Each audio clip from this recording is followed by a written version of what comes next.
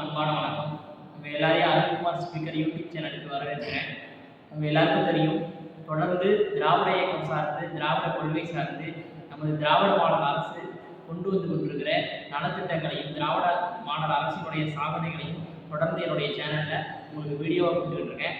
அப்படி இன்னைக்கு என்ன நம்மளுடைய சேனலில் பேச போகிறோம் அப்படின்னா, இன்னைக்கு நம்முடைய தமிழ்நாட்டினுடைய மாண்புமிகு முதலமைச்சர் அவர்கள், மாண்புமிகு கழகத்தினுடைய தலைவர் அவர்கள் ஓரணியில் தமிழ்நாடு அப்படிங்கிற ஒரு விஷயத்தை முன்னெடுத்திருக்காங்க.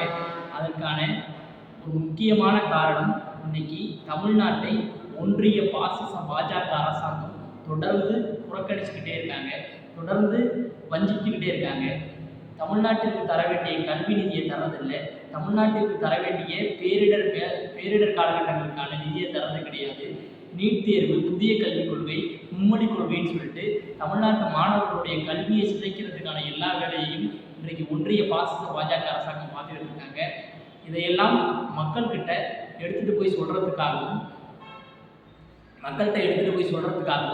குறிப்பாக பாஜகவும் அதனுடைய கூட்டணி கட்சியில் இருக்கக்கூடிய அதிமுகவும் இன்னைக்கு மக்களுக்கு செய்து கொண்டிருக்கிற துரோகத்தையும், ஏன் அவங்க தமிழ்நாட்டில் ஆட்சிக்கு வந்துடக்கூடாது, அப்படி தமிழ்நாட்டில் பாசிச பாஜக அரசாங்கம் கால் ஊனிட்டா என்ன நடக்கும், மக்களுக்கு எந்த விதமான பாதிப்பு வரும் அப்படின்றத எடுத்து சொல்கிறதுக்காகவும் இன்னைக்கு ஓரணியில் தமிழ்நாடுங்கிற விஷயத்தை முன்னெடுத்திருக்காங்க. அது மட்டும் இல்லாமல் தமிழ்நாட்டில் இருக்கிற ஒவ்வொரு வீட்டுகளுக்கும் சென்று கழக தோழர்கள் அவங்கவுங்க பகுதியில் இருக்கக்கூடிய ஒவ்வொரு வீட்டுக்கும் சென்று அங்கு திமுகவினுடைய உறுப்பினர் சேர்க்கையை செய்யணும்னு சொல்லியிருக்காங்க.